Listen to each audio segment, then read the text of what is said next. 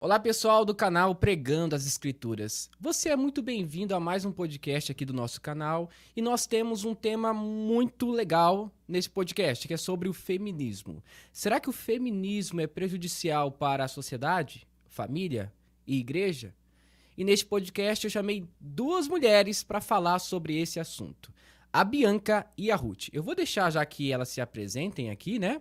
Só que eu quero que você compreenda e entenda algo importante. O feminismo é algo diabólico, não é de Deus. E elas vão explicar por quê. Tá? Então você que é mulher cristã, até mesmo você que não é mulher cristã, mas não gosta das ideias do feminismo, esse podcast é exatamente para vocês. Tá? Então, vamos já falar com elas sobre esse assunto, elas vão se apresentar e eu espero que esse podcast também edifique a sua vida. Olá, meninas, tudo bem? Sejam bem-vindas. Eu quero que vocês se apresentem, tá bom? Eu vou liberar aqui o microfone para vocês duas. Primeiramente a Bianca, por ordem aqui, tá? Depois a Ruth. Podem falar de qual igreja vocês frequentam, tá? Qual a ideia de vocês sobre a fé cristã. Se vocês quiserem também contar um testemunho de 1 minuto ou 2 minutos, e daí a gente já entra no assunto. Meu nome é Bianca Barreto, eu congrego na Igreja Batista Lagoinha, em Salvador. Apesar, enfim, vamos conversar melhor sobre isso no desenvolver do tema. Eu tenho 11 anos de caminhada com Cristo, vim para Jesus em agosto de 2012, caí no estudo sobre o feminismo por amor a uma discípula, trabalhava com discipulado de algumas pessoas, e uma delas era uma adolescente que na época tinha 14 anos. Na escola, ela decidiu que queria ser feminista, e eu sempre fui aquela pessoa que detestava estudar sobre esse assunto, e falei com ela: "Não, a Bíblia é suficiente". Quando alguém falava: "Você tem que saber sobre isso", eu: "Não, a Bíblia é suficiente", ficava bem engessada. E quando essa menina veio com ideias do feminismo, eu comecei a tentar entender o porquê que o feminismo estava tão sedutor para ela. E tentei refutar com a Bíblia, consegui a princípio, mas ela não desistiu. Como ela não desistia, que eu perguntei a ela: "O que é que o feminismo te oferece aí?". Aí ela falava alguma coisa: "Mas isso aqui está na Bíblia, está assim, assim, assim". Só que não estava bastando para essa criança. A adolescente é uma maravilha. Daí eu comecei a estudar sobre o feminismo, do feminismo eu caí no marxismo, do marxismo eu caí na política, e desde então eu comecei a estudar sobre o assunto aí. E é isso. Ruth, fique à vontade agora, tá bom? Olá, Caio, tudo bem? Feliz ano novo para você, feliz ano novo para nossa amiga nordestina também. Eu sou natural de Imperatriz, do Maranhão, e eu estou feliz, te agradeço pela oportunidade, que Deus abençoe a nossa conversa, que seja produtiva, e eu creio que o feminismo e a feminilidade são duas coisas que não combinam, né? E nós, mulheres de Deus, somos chamadas para essa feminilidade. Eu tenho 36 anos, sou casada, tenho 3 filhos. Hoje eu moro em Camboriú, em Santa Catarina, e é sempre uma honra poder ter oportunidade, espaço de fala para falar sobre algo que, infelizmente, não é tão abordado nas nossas igrejas quanto deveria ser. A primeira pergunta é: como o feminismo pode ser prejudicial para a igreja? Então, Bianca, pode falar um pouco sobre esse assunto, por favor? Posso, com certeza. O feminismo, ele é antibíblico desde a sua concepção. Eu vou, né, como é um ambiente, eu fico sempre na dúvida entre o ambiente eclesiástico e o ambiente mais politizado, mas enfim, o feminismo, ele é antibíblico desde a sua concepção, porque o que é que a Bíblia diz a respeito da mulher? Que a mulher, ela foi criada como auxiliadora do marido. E o feminismo, se fingindo ser uma estratégia redentiva do homem, porque qual é o argumento que as feministas usam? Ah, o machismo matava muitas mulheres, oprimiam mulheres, então nós resolvemos um problema agora. De que maneira? Vamos criar uma ideologia em que as mulheres elas vão se tornar independentes dos maridos. E isso é até aceitável com muitas ressalvas, no ambiente fora de Cristo, mas dentro do ambiente eclesiástico isso é inadmissível. Por quê? Porque nós temos que entender que por causa do pecado é que todas as coisas ruins do mundo acontecem. Então, se o homem ele está lá sendo agressivo com a sua esposa, ou de alguma maneira ele está negligenciando a sua função masculina, não é porque ele não conhece o feminismo, e sim porque ele está distante de Deus. Então, o feminismo ele não tem um papel redentivo que é vendido para as pessoas, especialmente nas igrejas. Então, a mulher, para curar a dor dela, ela não se rendeu aos pés de Jesus, ela tem sido de forma perceptível para ela ou não, conduzida a beijar os pés do feminismo na esperança, entre muitas aspas, de obter essa redenção, essa restauração, que na verdade nem é restauração, porque o feminismo ele não prega a restauração do homem, mas é a emancipação dela. É aquela mulher que literalmente desiste de investir no casamento, de resolver na oração, no acompanhamento pastoral, para que ela se livre do homem, ela tenha liberdade de divorciar, liberdade de fazer uma série de coisas cujo objetivo foge totalmente do que a Bíblia diz, que é a necessidade de restauração mesmo do homem. Amém. Então, Caio, nesse aspecto aqui, eu queria falar um pouquinho sobre a questão das 3 ondas do feminismo, né? Para que as pessoas que estão em casa entendam. Porque quando as pessoas ouvem essa palavra, feminismo, tem gente que, na verdade, não sabe nem do que se trata. Como eu falei, esse, infelizmente, é um assunto pouco abordado nas nossas igrejas. E eu gostaria muito que tivesse mais eventos de mulheres, porque a gente vê muito chá de mulheres curadas, chá de mulheres transformadas e tantas coisas, mas a gente não vê um chá de mulheres informadas, um evento com mulheres que trata essas informações que são tão pertinentes para nós, principalmente na atualidade, no mundo que a gente está vivendo, que hoje tudo está virando crime, hoje tudo está mais difícil até de ser abordado, então a gente precisa conhecer os nossos direitos, para conhecer os nossos deveres, para então a gente se posicionar. Então, assim, pelo menos no ambiente que eu convivo, que é a Assembleia de Deus, é o ambiente pentecostal, eu não vejo eventos que é realizado para mulheres para ser tratado essas questões. A primeira onda do feminismo aconteceu em 1848 e lá eram tratados, porque assim, como todas as sutilezas do diabo, como todas as coisas assim que a gente vê o inimigo tentando infiltrar na mente e no coração das pessoas com sutilezas, o que as mulheres queriam? Elas queriam o reconhecimento do seu direito de voto, elas queriam atuar em empregos fora do seu lar, elas queriam também salários iguais. Aí, pronto, conseguiram isso. Vem uma segunda onda, por volta de 1960. E ali elas já se revelam, elas começam, na verdade, a se revelar. Elas já não são a favor da família, elas já passam a ser a favor do aborto. E a gente vai ver Simone de Beauvoir. Fala aí, mulher, que tu tem mais habilidade. Beauvoir, essa indivídua. Simone de Beauvoir.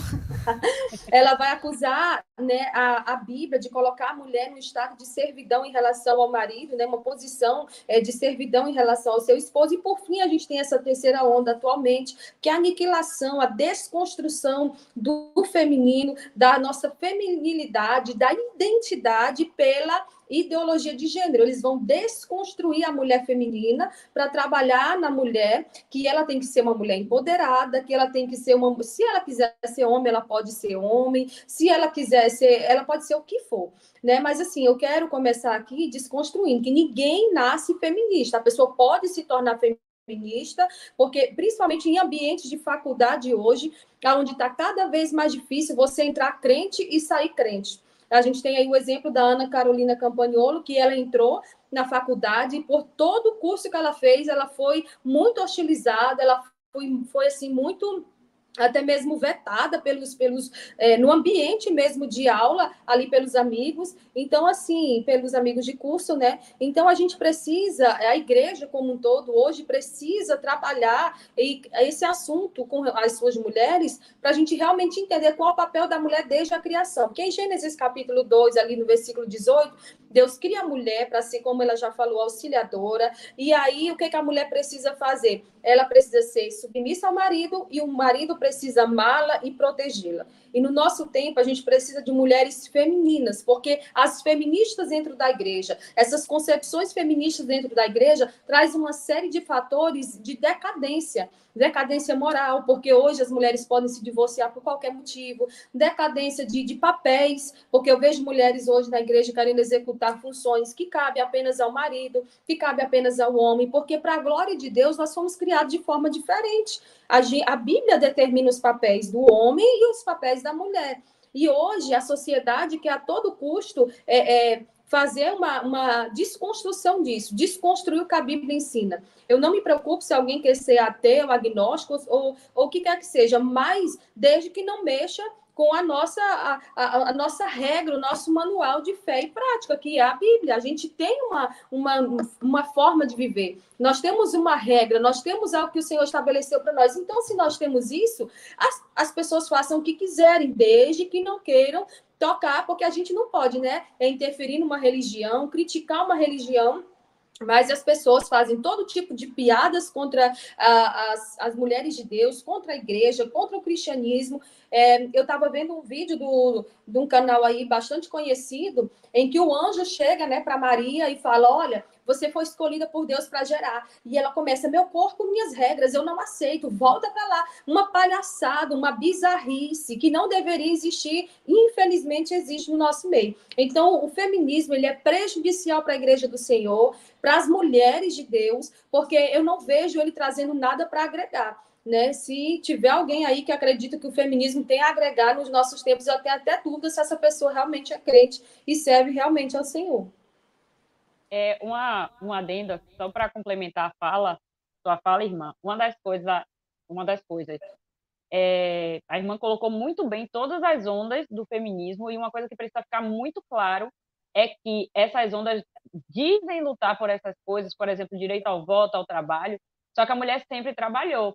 Uma das coisas que eu falei para a adolescente, quando ela dizia: mas é porque eu quero ter direito a trabalhar. Eu falei: tá, e você acha que isso é o feminismo que deu? Ela foi. Eu falei: em Provérbios 31 estava onde? Porque a mulher de Provérbios 31, ela era uma mulher que era empreendedora, que trabalhava sem negligenciar o seu papel de esposa. O coração do marido estava ali confiado nas mãos dela, e ela tinha funcionárias, ela tinha empregadas, ela era uma mulher louvada. Provérbios 31 é um manual de como a mulher deve se comportar. Outra coisa também que deve ficar clara é que nem as feministas acreditam que foi graças a ela que o mercado de trabalho se expandiu. Porque se você lê a obra de Alexandra Kollontai, que é a Revolução Sexual e a Revolução Socialista, ela já fala lá que as mulheres já trabalhavam e que, inclusive, as nossas avós, de acordo com palavras dela, nossas avós trabalhavam, homens procuravam mulheres com mão de espada, porque essa mulher é muito parecida com a descrição de Provérbios 31. Essa mulher é uma mulher que ela fazia um doce para a família, para agradar os filhos e o marido. De repente, esse doce era tão bom que ela levava aquela vasilhinha para o vizinho, né? Quem nunca levou a marmitinha para o vizinho? Ah, vizinho, fiz um doce. E daí o vizinho gostava, e aquilo ali virava uma fonte de renda complementar. Não é que a mulher não possa trabalhar. A mulher não deve ser obrigada a trabalhar, porque o papel de provedor é do marido. Deus criou o homem para a posição de governo e não a mulher. Uma outra coisa que acontece muito, que a irmã também pontuou muito bem, é que é praticamente impossível que as crianças, já vou falar de crianças mesmo, que elas continuem firmes na fé por causa da doutrinação ideológica. Termo que eu desconhecia, que eu dizia que não existia, porque eu sou fruto de federal também. Inclusive, eu curso licenciatura em física, que é um curso cheio de ateu, então a galera dizia que eu tinha amigos imaginários. É um ambiente muito legal, muito divertido. Imaginem. Só que como eu sou debochada, a gente vai dando uma invertida neles e eles vão ficando quietinhos. Graças a Deus, eles me respeitam muito. Inclusive, até falam graças a Deus já, olha, ó, teve cura e restauração naquele lugar. E eu não acreditava na doutrinação ideológica porque é algo sutil, pulverizado. A menina, ela cresce o tempo todo ouvindo: graças a nós você pode trabalhar, graças a nós você pode trabalhar. Essa menina cresceu sem ter a figura paterna, porque o homem deixou a sua função de suprir as necessidades de casa. Cresceu vendo uma mãe guerreira, que eu brinco hoje dizendo que as mulheres de hoje querem ser Xena, né? Xena, a princesa guerreira. Então, como é que a mulher vai ser feminina se ela é guerreira? Como é que ela vai achar um provedor se ela já pode fazer tudo? Eu já posso fazer tudo, eu sou autossuficiente. Que homem, como é que você desperta no homem o senso de proteção se você é a sua guerreira, minha filha? Ninguém quer casar com a Xena, não. Xena é antigo, viu, gente? Mas enfim, pesquisem aí quem é Xena. Mas quando você vê essa mulher nesse ambiente de que ela já se protege sozinha, antigamente, nós éramos incentivados a buscar um príncipe que matava o dragão, que salvava a menina que estava em perigo. Mas hoje não, hoje a princesa quer matar o dragão, dá um tapa na cara do príncipe. Teve uma figura que eu vi problematizando a menina, a Bela Adormecida, porque o beijo de amor despertava a Bela Adormecida.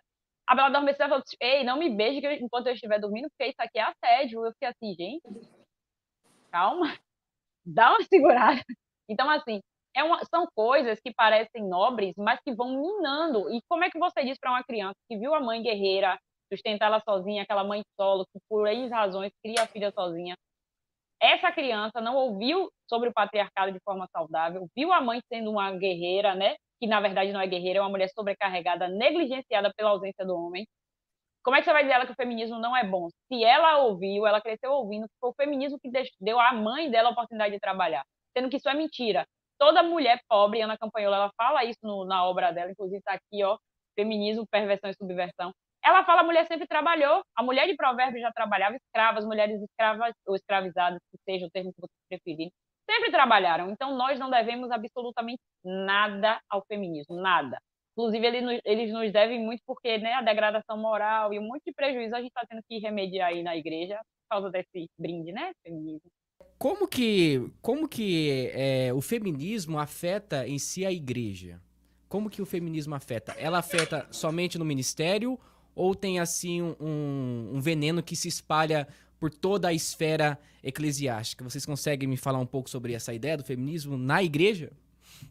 Então, se você conversar com qualquer mulher que se diz feminista, ela vai dizer que o feminismo veio, né, para trazer essa igualdade entre homens e mulheres, que a gente e que tem muito a ser conquistado ainda. E com base nisso, as mulheres da igreja que não conhecem esse fermento que é o feminismo, elas vão acreditar sim que as mulheres, elas não trabalhavam, elas não estudavam, elas não votavam, elas não tinham nenhum tipo de independência, não tinham nenhum tipo de direito.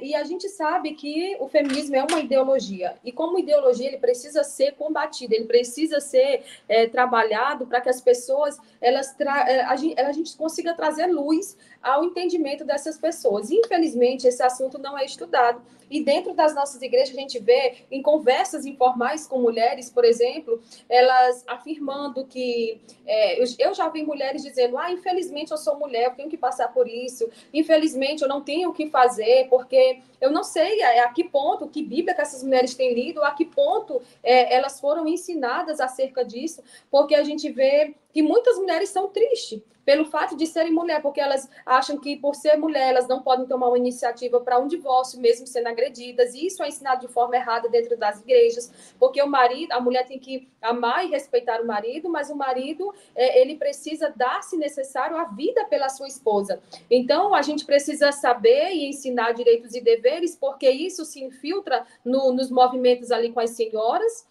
por exemplo, que as mulheres ou elas se tornam muito... eu conheço mulheres extremamente depressivas porque elas vivem um casamento abusivo e elas acabam não conseguindo se desvencilhar de certas situações porque elas entendem que elas foram criadas para isso e que se elas passarem por alguma situação assim, elas vão ser não só expostas, e realmente o que acontece, elas vão ser não só expostas, mas elas também vão ser rejeitadas pela igreja, pelo corpo de obreiros, pelas próprias mulheres. E se fosse trazido luz a tudo isso, se as mulheres fossem ensinadas de verdade, muitas mulheres não ficariam nessa comparação. Eu vejo que há muitas mulheres dentro da igreja que elas estão ali, por exemplo, no culto pela manhã, na oração das mulheres pela manhã, enquanto o marido está trabalhando, e elas dizem, mas eu gostaria de trabalhar, eu gostaria de fazer alguma coisa, eu gostaria de ser útil, eu gostaria de ter o meu dinheiro, a minha renda, mas eu não posso, porque a minha vida é só cuidar de filhos, é só cuidar de casa, eu nasci só para isso, eu não tenho valor por causa disso. Infelizmente, isso é uma forma que as mulheres foram ouvindo com o passar do tempo, que elas não aprenderam da forma correta. Então, as mulheres precisam conhecer a palavra, e o fato de não conhecer acaba fazendo a igreja ceder a um discurso ativista, né, do movimento do feminismo dentro da igreja, porque a gente vê eventos de empoderamento feminino dentro da igreja que não deveria acontecer, a gente vê as mulheres cedendo a outras falácias, né, do feminismo, e assim, falando totalmente sem propriedade, falando, infelizmente, sem nenhum conhecimento próprio acerca do assunto. Então, infelizmente, a igreja ela tem sido afetada, né, uma parcela, graças a Deus, que é ainda pequena, mas ela tem sido afetada porque as mulheres chegam e dizem, eu posso ser o que eu quiser, então eu posso ser pastora, eu posso ser... eu posso liderar isso aqui, eu posso dar uma palavra, eu tenho... e algumas igrejas acontecem que algumas pessoas se rebelam, e quando você vai procurar origem nisso, começou lá nas mulheres, porque as mulheres estão se opondo a algumas coisas, aí dentro da igreja surge uma divisão, surge alguma coisa, eu não estou ocupando necessariamente as mulheres, mas as mulheres precisam conhecer mesmo o que é esse câncer do feminismo para que a igreja não venha a ser mais prejudicada, porque, infelizmente, eu vi já alguns discursos de feministas dizendo nós precisamos entrar nas igrejas, e entra nas escolas, entra nas faculdades, e se chega na igreja, aí o negócio, o caldo acaba de entornar. Na verdade, é uma ilusão, né? Isso de, nós precisamos. Eu acredito até que algumas acreditem que precisam entrar nas igrejas, mas o feminismo está em todos os lugares. É uma espiral do silêncio. A espiral do silêncio, para quem não conhece, é uma teoria política que fala sobre como você pulveriza uma ideia. Você fica bombardeando uma ideia e uma mentira dita muitas vezes, ela não se torna verdade, mas é encarada por alguns como se fosse uma verdade. Então, quando você vê a insatisfação de uma mulher em ser do lar, você já vê ali que o feminismo já está no coração dela, não precisa de uma oficina de feminismo. O feminismo já chegou ali. E como é que o feminismo ele envenena a igreja? Tem esse discurso empoderado, né, de que a mulher pode ser o que ela quiser. E eu sempre rebato com a frase: o lugar da mulher não é onde ela quiser, é onde Deus criou ela para estar. Se Deus te criou, minha irmã, para que você fosse auxiliadora do seu marido, é esse lugar que você deve estar. Eu entendo que porque falta o cuidado no casamento, às vezes as pessoas elas se empolgam demais, deixam de avaliar bem a escolha dos seus parceiros, porque Cláudio Duarte que fala isso, né? O marido, o cônjuge, na verdade, é o único parente que você pode escolher. Pai, mãe, filho, tio, avô, você não pode, mas o cônjuge você pode. Então as pessoas elas ficam espiritualizando coisas que não deveriam ser espiritualizadas. Por exemplo, no relacionamento eu sou totalmente contra a pessoa que fala assim: eu pedi um sinal a Deus, mas o cara bate na mãe, minha filha, que sinal? Porque eu, sei lá, pulei 3 ondinhas. Se eu ver 3 pessoas com a roupa branca, tá tudo certo, tá errado. A Bíblia lhe dá critérios para você saber escolher seu parceiro. Como é que você quer confirmação para você saber o cara tá orando por mim e por outra? Estou pedindo confirmação a Deus aqui para ver quem é. Ele é prostituto, meu amor. Não tem meio termo com ele. Ele é um vadio, ele é um promíscuo. O cara me pediu uma prova, isso é antigo, né? Prova de amor, porque não se pede mais essa prova de amor, mas alguns ainda pedem. Eu tenho que experimentar. Minha filha, se ele quer te experimentar, não é, mas é porque ele precisa fazer isso aqui, ou assim, ou assado, porque senão ele não vai ficar comigo. Minha filha, você não precisa de confirmação a Deus, você está indo para a prostituição com ele, acabou, não tem meio termo com isso. E o feminismo, ele traz esse empoderamento fake, né? É o empoderamento de centavos, que a mulher, ela entra no ambiente da promiscuidade sexual, as chances dela se envolver em questões relacionadas a interrupção de uma gravidez indesejada, que às vezes é o que expõe o pecado dessa pessoa, essa gravidez. Isso porque não se fala mais em doenças que podem vir pelo contato íntimo que você tem sem a devida proteção, não se fala mais sobre isso, só se bombardeia você, só se bombardeiam pessoas hoje de informações incentivando as pessoas a essa prática. A mulher ela fica insatisfeita, ela vive num lar disfuncional, por isso o feminismo ele ganha força nos ambientes, tudo porque o homem deixou a sua posição, a mulher, para tentar, até às vezes a mulher ela tem boa vontade, porque me diga que erro há numa mãe que lutou para criar seus filhos com todo esforço e dedicação. Às vezes aquela mãe, ela se considera mesmo uma guerreira, e como é que você vai dizer a ela que ela não é? Porque dentro do possível, pense bem, nós falamos contra o aborto. Essa mulher decidiu não abortar, mas ela precisa trabalhar. E a gente vai dizer a ela que ela não é uma guerreira, como é que você explica para ela que ela não é uma guerreira? Que ela não é uma vencedora? Que ela não merece aplausos? E como é que você diz para o filho dela que viu a mãe ali, ó, sacrificando dias e noites, finais de semana, feriado, para dar a ele do bom e do melhor? Então, o feminismo ele já está pulverizado, é um câncer porque a mulher sabe, ela edifica a casa, né? Provérbios 14 fala isso. A mulher, quando ela sente que a vida matrimonial é um fardo, ela passa isso para os filhos. Hoje é muito comum que os filhos dos cristãos eles não queiram ter filhos, que eles não queiram casar, que eles queiram produção independente, que eles queiram experimentar. Hoje em dia é muito comum que você veja na internet casais com filhos que já moram, ou às vezes sem filhos, mas que moram juntos há 200 anos e o cara tá pedindo a mulher em casamento pela primeira vez, aí faz aquele vídeo lindo, romântico e fofo nas redes sociais e bota, ela disse sim, sim pra quê, minha filha? Tem que dizer finalmente que vai oficializar esse negócio, né? Porque casou, já tá, ó, já vive como casado. Aí, às vezes, oficializa o relacionamento, dali a pessoa termina com 2 dias, que não faz o menor sentido. Porque viu que aquela pessoa não é a pessoa que você quer ter para a vida inteira do seu lado. E uma coisa sobre a violência doméstica que não é abordada, porque, como a irmã pontuou com muita sabedoria, as mulheres acreditam que a submissão é a humilhação, porque as igrejas negligenciam a fala sobre isso, muitas igrejas, e muitas mulheres são levadas a orar por um marido que ela deveria denunciar. Meu amor, para o espiritual, oração. Para crime civil, lei. A Constituição está aí para garantir essa proteção para a mulher. Mas, inclusive, teve um clipe de uma cantora muito, que eu gosto muito, mas que eu não vou citar o nome dela para não expor. Mas no clipe, quem viu vai saber, ela incentivava a mulher a vencer a violência doméstica por meio da oração. E aí a galera foi para cima dela, não, ela tinha que ter dado queixa, o cara tinha que sair preso. E aí ela refez o clipe, incluindo essa cena. E as Foi a mulheres são Cassiane. levadas. Foi a Cassiane, eu fiz um É, vídeo, aí depois eu fiz um vídeo, chegou acho 500 mil, aí depois teve uma repercussão e ela derrubou o vídeo. exatamente. E lembrando, assim, que não foi um ataque pessoal à Cassiane, mas a abordagem do vídeo foi infeliz, porque não é na oração. E quando você incentiva a mulher, não estou dizendo, gente, que você não deve orar pela restauração, não é sobre isso. Mas a mulher não deve viver num ambiente de violência doméstica. Não, não existe isso. Você está ensinando a sua filha, não, filha, papai ele bateu na mamãe, mas ele te ama muito. Qual a probabilidade dessa menina se envolver com um homem que bate nela também? Enorme. Que ela vai entender, não, ele bate porque me ama, não. Não é amor, isso é loucura, esqueça. E a mulher ela é levada a entender que aquilo ali é propósito de Deus. Meu amor, os mártires morreram por amor à pregação do evangelho, não a violência doméstica. Então, você que está vivendo aí num ambiente de violência doméstica, você tem que denunciar esse homem. Você não está sendo martirizado e não é por amor ao evangelho.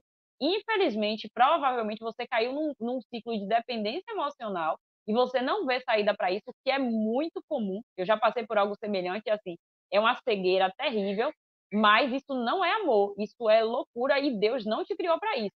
Deus criou você, mulher, para ser submissa ao seu marido e ele criou o homem para dar vida por você, não para lhe bater, não para matar você. A Bíblia não fala sobre isso.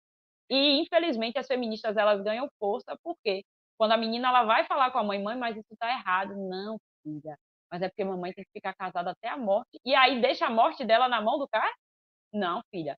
Denuncie imediatamente, busque ajuda e a igreja se posicione para falar sobre isso também. Porque no nosso vácuo e no nosso silêncio, elas crescem e ganham força. É por isso que muita gente se sente representada pelas feministas. Porque elas falam de coisas que nós deveríamos estar falando. E elas falam de forma distorcida, mas se nós não falamos, quem falar vai falar do jeito que quiser falar. Então é a nossa obrigação falar sobre isso. Então, assim, Ruth, eu já te dou a palavra pra gente falar sobre outro assunto e já também você já dá uma liga no seu raciocínio, tá? Eu tava estudando, assim, durante muito tempo já, a vida da Simone de Beauvoir, né? Aquela mulher era uma depravada, completamente depravada. Ela teve problema onde ela dava aula, ela foi expulsa de uma escola porque ela tentou ali ter relação com uma aluna, né? Teve assédio ali moral e tudo mais. Ela foi uma das piores professoras que passaram pela universidade, ela foi expulsa também. Quando ela entrou no convento, né, depois que ela saiu aos 14 anos de idade, ela virou ali ateia. Depois disso daí, é um declínio total. Total. Ela teve um triângulo amoroso. Ela foi para Paris, né? Na verdade, ela estava em uma região, voltou para Paris, teve um relacionamento com outro homem. Esse homem queria casar e ela é totalmente contra o casamento. E ela queria ter apenas ali uma orgia. Essa é a verdade, né? E a minha pergunta é, como que essas mulheres que dizem que são femininas, né? Porque pra mim, ser feminista e feminina é totalmente diferente. Como que essas mulheres olham pra Simone de Beauvoir como uma mulher que é de se inspirar? Gente, isso é um absurdo. É uma torpeza, assim, que não dá nem pra medir. Sabe, desnecessário completamente essa ideia de falar que Simone de Beauvoir foi uma grande mente. É uma mente do diabo. Desculpa aí a forma com que eu estou falando, tá? Então, Simone de Beauvoir, com o marido dela, aquela pervertida, safada, é uma mulher safada. Mas eu acredito que muita gente já tem como referência, porque tem coisas, como o povo diz, né? Coisas que a Globo não mostra. E Simone, ela não é apresentada como essa mulher pervertida. Ela é apresentada como uma heroína, a mulher do segundo sexo, cujo nome desse livro está inspirado no fato da mulher ser vista como uma pessoa secundária ao marido, não como a mulher ajudadora do marido, mas como se houvesse um ranking mesmo, uma disputa entre eles. Ela era promíscua, ela aliciava meninas, inclusive tem uma Bianca Lablin, ou é Lablin, esqueci o nome dela, mas que foi abusada por ela, e fez um livro com o nome, fazendo oposição ao livro que Simone tinha. Simone tinha o Diário de uma Moça Bem Comportada, e Bianca escreveu um livro, Diário de uma Moça Mal Comportada, para relatar os abusos que ela sofreu. Simone, ela aliciava meninas que eram refugiadas. Então, observe o perfil que é facilmente cooptado. Por isso que a mulher é tão atacada, porque uma mulher forte, ela fortalece a figura paterna, a figura do homem, e o homem ele consegue proteger a sua família, porque a família vai voluntariamente se submeter aos cuidados daquele marido. Porque imagina, o homem está saindo para proteger a família, para gerar patrimônio, né? A palavra patrimônio vem do pátri, a responsabilidade do homem prover no lar. Imagine, o cara está saindo, está se expondo ao perigo da rua, e ele chega em casa e está todo mundo contra ele. É uma coisa assim que é bizarra, é surreal. Quando você fragiliza a mentalidade da submissão da mulher a esse cara que é o provedor e protetor dela e da família, você deixa essa menina vulnerável. Aí a menina vive num cenário caótico, vulnerável emocionalmente, semelhante às refugiadas, e aí se tornam presas fáceis. Por isso que o feminismo ele é um câncer social. Simone vai e abusa de todas as refugiadas e não contente em perverter essas meninas, levando elas a práticas homossexuais, ela ainda leva para que o marido dela, aquele negócio lá, homem horrível, ridículo, medonho, porco, não tomava banho, meu Deus, que nojo. Eu digo sempre que Satanás, antes de matar, ele humilha. Leva para que esse homem desvirgindasse essas meninas. Então, assim, é uma coisa que é bizarra. E quando eu descobri tudo isso, porque até então, como eu não gostava de política, tudo que o povo falava, eu só dava risada. Eu falava, mas eu dava risada não é porque eu gostava, é porque a pessoa cala a boca e sai de perto de mim. Então, ficava assim, Ô, Bianca, legal. esse homem aí é o Jean-Paul Sartre? É esse mesmo, o marido Tá. de Simone, da época. O homem tinha os dentes estragados, tanto que uma das meninas, quando decidiu ceder a ele, não aguentou, enfim, colocou tudo para fora porque o homem era asqueroso, nojento, imundo. E quando eu descobri que era assim que acontecia, eu tenho uma professora que ela é terrivelmente feminista. Ela promove eventos de física, sempre levando para o feminismo. Como o feminismo coopera com a entrada das mulheres na ciência. Quando eu descobri, eu fiquei com tanta raiva da cara dessa mulher, tanta raiva, eu nunca mais peguei disciplina com ela, mas em breve eu vou pegar, tenho certeza disso. E quando ela vier com conversa de militância, eu falo, mulher, tu não tem vergonha na tua cara, não? Tipo assim, a mulher é uma pedófila, a mulher é uma ridícula. Você é a favor das mulheres, e ela violentava mulheres. Que tipo de proteção uma mulher vai oferecer para outra se ela se baseia na cosmovisão de uma pedófila abusadora? Qual? Não faz sentido. Você não precisa ser gênio, não, gente, para entender que não faz sentido. Mas, enfim, pode falar, Ruth. Ruth, pode falar, Ruth. Então, Caio, assim, é uma armadilha do diabo para perverter o papel da mulher ali em Provérbios 31. Os homens e as mulheres precisam ter papéis definidos e essa definição dos papéis, ela se dá pela palavra, né? Então, assim, tem muitos lugares em que a mulher hoje está sofrendo. Ela está sofrendo na igreja, mas ela também está sofrendo em outros ambientes. Né? As mulheres da igreja, elas decidem permanecer em alguns relacionamentos porque elas não conhecem, primeiramente, os seus direitos, elas não têm posicionamento por não conhecer, na verdade, qual o papel que lhes cabe, o que elas devem fazer e como elas devem proceder, porque a igreja ela não dá um suporte nesse aspecto, infelizmente, mas se as mulheres conhecerem o seu papel e entender que ficar em casa, sendo mãe, e cuidar de casa, cuidar dos filhos, não é algo opressor e que tudo isso são mentiras do diabo para tentar infiltrar na mente e no coração das mulheres que elas não conhecem o seu papel, a gente vai ter mais assertividade. Eu já trabalhei muito tempo fora e hoje eu fico em casa, eu cuido, né, da minha família e para mim é o melhor tempo que eu tenho vivido é esse. E a gente vai ver algumas das pautas feministas são o autoconhecimento, a autoconfiança, a autogestão. E aqui em Filipenses 3:7, Paulo vai desconstruir tudo isso. Ele vai dizer que o que era lucro para ele, ele considerou como perda por causa de Cristo. Então, para ele, o autoconhecimento, a autoconfiança, a autogestão de si mesmo não é nada diante do evangelho de Cristo, diante do poder transformador de Cristo. Então, há fatos e contra fatos não há argumentos. O diabo quer que a identidade da família seja distorcida, deturpada. O diabo quer fazer com que as coisas do mundo venham parecer, e às vezes até são, né, aos olhos das pessoas, mais atrativas do que você permanecer na origem daquilo que você foi criado, na essência do que você foi criado. Então, eu quero deixar um recado para as mulheres crentes, as mulheres de Deus, que estiverem passando por algum momento, alguma situação difícil, ore, mas também tenha uma atitude. Busque conhecer os seus direitos, busque estabelecer limites, busque se posicionar, mas não entre nessa viés de que o feminismo vai te ajudar, porque Deus não nos criou para ser levada por ideologias mundanas. Nós somos criadas por Deus para sermos dirigidas pela palavra de Deus. A Bíblia diz que quem é de Deus ouve a palavra de Deus. E a ouvir e o praticar. Então, assim, a história do feminismo é importante que as mulheres cristãs conheçam.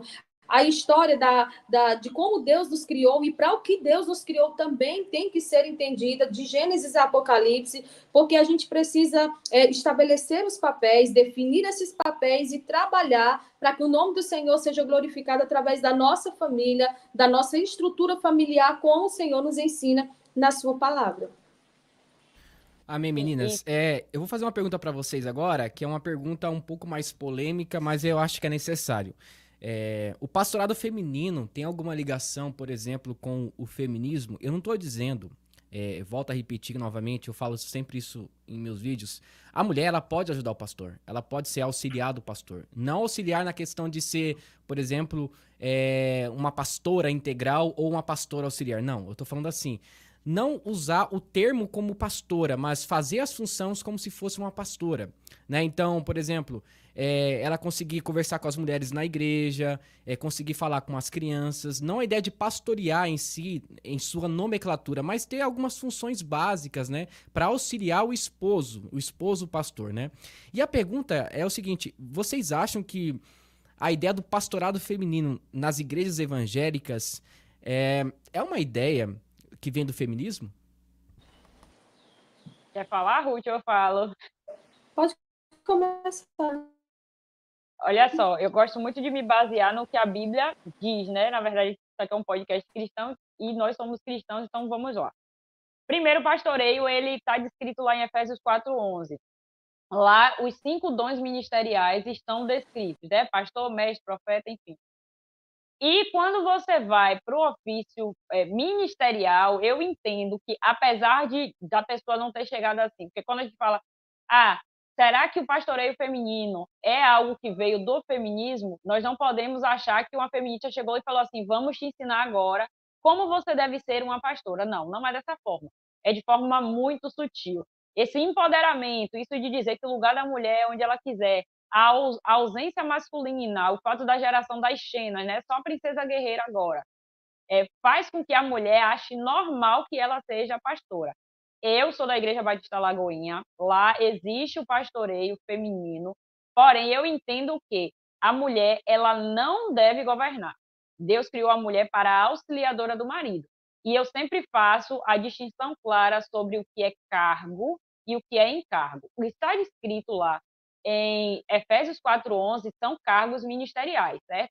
Mas quando você vai perceber o ofício do pastor, qual é o ofício do pastor? Ele vai caminhar com a ovelha, ele é que vai para o enterro, ele vai para o aniversário, ele vai ali ouvir se a mulher está tendo uma dificuldade no casamento, ou que a ovelha, no caso, né, está tendo dificuldade no casamento, homem ou mulher. Então, a mulher, ela naturalmente é inclinada para esse cuidado. A mulher, ela ouve melhor do que o homem, a mulher enxerga melhor que o homem. Ela tem uma percepção, né, que as pessoas dizem que do mundo as pessoas falam sexto sentido. A mulher ela parece ter um alinhamento com o Espírito Santo para perceber algumas coisas.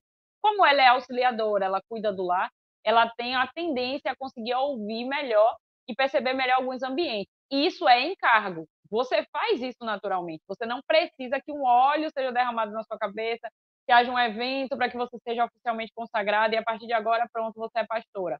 O encargo, sim, a mulher pode exercer até como auxiliadora do marido, aquela que vai tornar as coisas mais tranquilas, até para que o marido, ele perceba que ele não está sozinho na jornada, que tem uma mulher que o ouve, que o apoia, que o incentiva. Uma das coisas assim, ó, eu não me sinto confortável enquanto mulher a falar tudo para o pastor. Então a esposa do pastor está ali. Esposa de pastor não é pastora, certo? Que fique claro. E nem toda esposa de pastor tem esse encargo pastoral, ela é dada, é inclinada ao cuidado. Nem toda mulher é assim. Mas, no meu caso, funciona dessa forma. Então, eu me sinto confortável em chegar para ela para trazer coisas que eu não me sinto confortável em trazer para ele. Não é porque eu não confio nele, mas é porque mulher tem assuntos de mulher que são delicados. E é importante que o homem ele tenha essa retaguarda. O encargo pastoral, para mim, está tranquilo, que é o exercício da função sem necessariamente você ocupar a vaga oficialmente diante de todos. Mas o cargo, posição de governo é do homem. A mulher não foi chamada para liderar nada. Ela foi chamada para subliderar, para dar suporte. Deus ele criou a mulher porque ele percebeu, a primeira vez que Deus fala que algo não é bom, quando ele percebe que o homem está sozinho. Não é bom que o homem esteja só. Todas as coisas que Deus criou falando que era bom. Percebendo a solidão do homem, não é bom que o homem esteja só. Mas o homem já estava governando, o homem já estava trabalhando, né, na obra, como a gente fala no crentei. Já estava dando nome aos animais, fazendo todas as coisas, cuidando das coisas. Percebendo a necessidade de ter uma ajudadora idônea, ajudadora. Aí a mulher foi criada. Então a mulher não deve ocupar posições de governo. Ela vai exercer autoridade no lar na criação dos filhos? Depende. Ela vai render essa autoridade para o homem. Vai falar, olha, filho, eu estou aqui cuidando de casa porque, graças a Deus, o seu pai está na rua provendo para nós. Quando seu pai chegar, corra lá, ó, vai dar um abraço no seu pai, vai dar um beijo no seu pai, vai agradecer ao seu pai por estar lá na rua lutando por nós, se expondo ao perigo por nós, porque minha função aqui é ficar em casa cuidando de casa, que dá trabalho cuidar de casa, a gente não está negando isso aqui, mas o homem está se arriscando fora e a mulher está zelando pelas coisas dentro. Então, para mim, pastoreio, apesar de não ter uma ideologia feminista, como a gente tem Simone de Beauvoir, que fala do segundo sexo, não temos uma teórica feminista que fale, ó, ela sentou e doutrinou as mulheres e elas decidiram, hoje serei pastora. Mas há uma influência sutil nesse empoderamento que faz com que a mulher ache que é natural ela estar numa posição de governo que Deus não criou ela para estar. Esse é meu ponto de vista, é isso aí. Ruth? Tá mudo. Então, Deus, ele instituiu a mulher como ajudadora, como auxiliadora. E a mulher sábia, ela edifica. Edificar é construir sobre um fundamento. A mulher, a Bíblia, né, transparece bem isso, que a mulher é o lado mais fraco, a gente sabe. E a nossa peneira é a Bíblia. Então, a gente não deve se mover por pautas feministas. Mas o que a gente vê? Eva, no Éden, foi convencida que podia ser igual a Deus. E hoje as mulheres, né, estão sendo convencidas pelo feminismo que elas podem ser igual ao homem em todas as áreas da vida. Eu creio que na sociedade a mulher pode ocupar cargo político, ela pode ocupar cargos de liderança alta se ela se preparar para isso.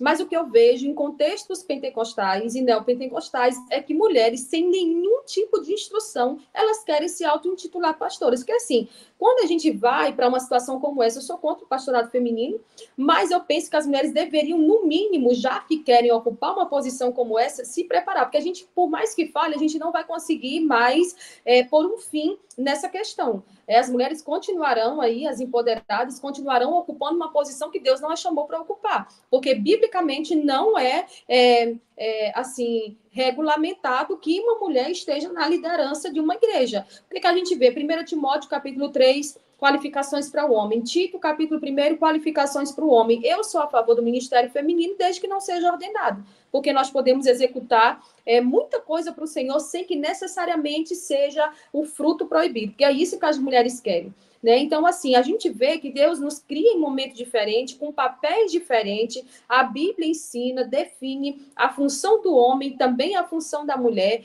Eu vejo que igrejas pastoreadas por mulheres, embora tenha até mulheres preparadas para estar em determinada função, elas são igrejas que têm uma tendência de dissidência muito grande, e as mulheres se sentem, e com o tempo elas adoecem, vão se tornando sobrecarregadas. E um fato eu só vou dar a conta a Deus daquilo que Ele me chamou para fazer. Então tem mulheres abandonando a casa, abandonando os filhos, abandonando o marido, deixando tudo em nome de vou fazer a obra, mas a maior obra que eu posso fazer para Deus aqui na terra é cuidar daquilo que Ele me deu para cuidar.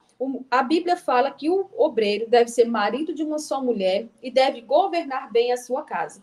Então, eu vejo que lá, quando o marxismo é fundado, logo em seguida, as mulheres começam, é fundado o feminismo também, no mesmo ano, e aí, logo em seguida, as mulheres começam a se empoderar, a querer pastorear, a querer estar em posições que até então elas não estavam. Então, assim, o que eu vejo é um grande despreparo. As mulheres, elas querem ocupar um cargo sem sequer se preparar. Então, a gente vê que, assim como Eva foi convencida pela serpente que ela podia ser igual a Deus, a gente vê também mulheres hoje sendo convencidas pelo inimigo e pelo feminismo que elas podem ser igual ao homem. Nós nunca seremos igual aos homens, porque Deus nos criou em momentos diferentes, em papéis diferentes, em funções diferentes, e glória a Deus por isso. Eu louvo a Deus que eu posso fazer coisas que o meu esposo não faz, e o meu esposo pode fazer coisas que eu não faço, e isso não me deixa inferior a ele, e nem vice-versa. Eu sou a favor do Ministério Feminino, desde que ele não seja ordenado.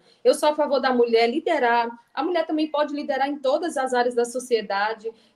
Eu creio que a mulher ela pode fazer e executar coisas muito melhores até dentro da igreja, por exemplo, como trabalhar com crianças, trabalhar com mulheres, trabalhar com jovens, trabalhar em cantina, e tudo isso é válido para Deus. O que o feminismo evangélico quer inculcar na mente dessas mulheres?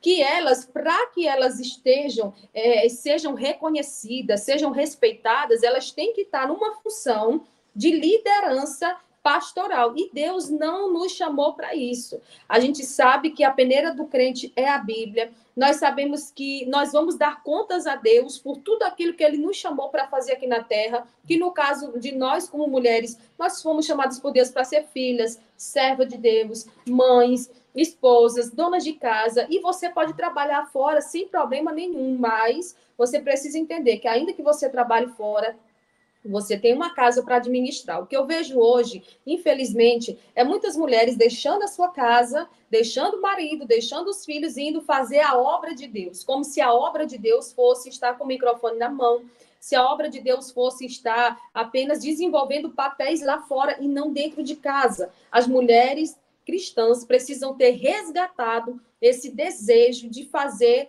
para o Senhor as coisas que antes a gente fazia com amor, mas que hoje foram se banalizando, foi se perdendo. A gente não vê mais mulheres apaixonadas pelo zelo da sua casa. E eu falo assim no contexto pentecostal e neopentecostal, que eu já transitei bastante nesse meio, que tem mulheres muito equivocadas biblicamente. Ela diz, mas eu tenho que fazer algo para o Senhor. Sim, mas você trabalha para o Senhor quando você cuida da sua família, você trabalha para o Senhor quando você cuida da sua casa. E sim, o pastorado feminino tem ligações com o feminismo, porque no ano em que foi fundado o marxismo, também foi fundado o feminismo, e a partir dali a gente vê mulheres a todo custo querendo ocupar posições ministeriais que não lhe cabem. A mulher sabe, ela vai edificar a sua casa. A mulher pode servir com mais excelência do que alguns homens, porque não é o fato também de que alguém é homem que pode ser pastor, não.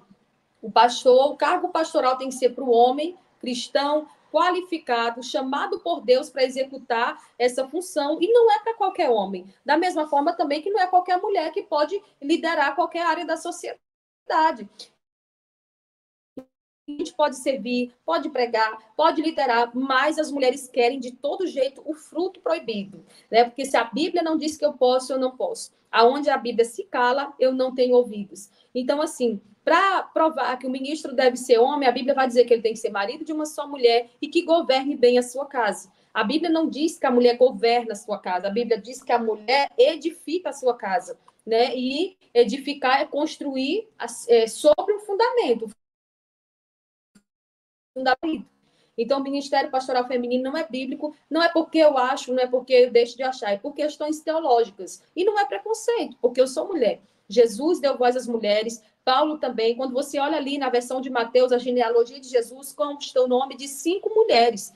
Eram 5 mulheres improváveis. Isso mostra que Jesus veio para dar voz e também para trazer mulheres que não tinham a mínima chance de estar ali numa posição aos olhos do homem. Por exemplo, a gente tem Tamar, que é uma mulher que se disfarçou com veste de prostituta para seduzir o sogro.